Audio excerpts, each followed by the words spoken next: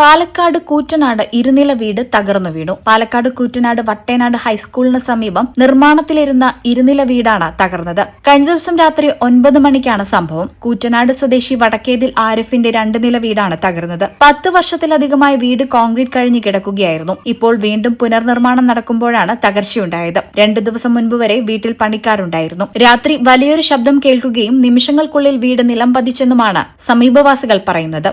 ഞാനിവിടെ കുട്ടിക്ക് ഭക്ഷണം കൊടുത്തോണ്ടിരിക്കുന്നു. അപ്പോഴാണ് ഒരു വലിയ സൗണ്ട് കേട്ടിട്ടേ വന്നു നോക്കിയതാ. അപ്പോൾ നോക്കുമ്പോൾ വീട് അങ്ങനെ ഇരുന്നിരുന്നു. പിന്നെ ആകെ പൊടി ഇതൊക്കെ ആയിട്ട് നമുക്കൊന്നും അങ്ങനെ കാണാൻ പറ്റണില്ല. അപ്പോൾ വന്നു നോക്കുമ്പോഴാണ് വീട് അങ്ങനെ ഇരുന്നിട്ടായി നമുക്ക് കാണുന്നത്. ഒരു 9 മണിയൊക്കെ ഉണ്ടാവും.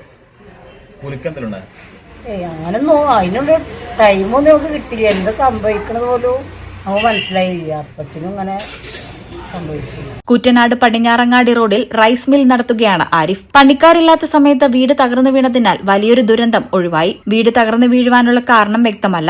പഞ്ചായത്ത് അംഗങ്ങൾ, വ്യാപാരി വ്യവസായ ഏകോപന സമിതി നേതാക്കൾ തുടങ്ങിയവർ സ്ഥലത്ത് സന്ദർശനം നടത്തി. ഈ ചാനൽ കൂറ്റനാട്.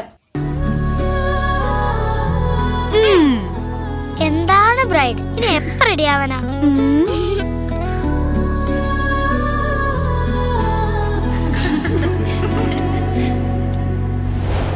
മരുപൂ പോലെ നിറമേകും MX, വെണ്ണിലാവായെന്നുള്ളാകെ MX.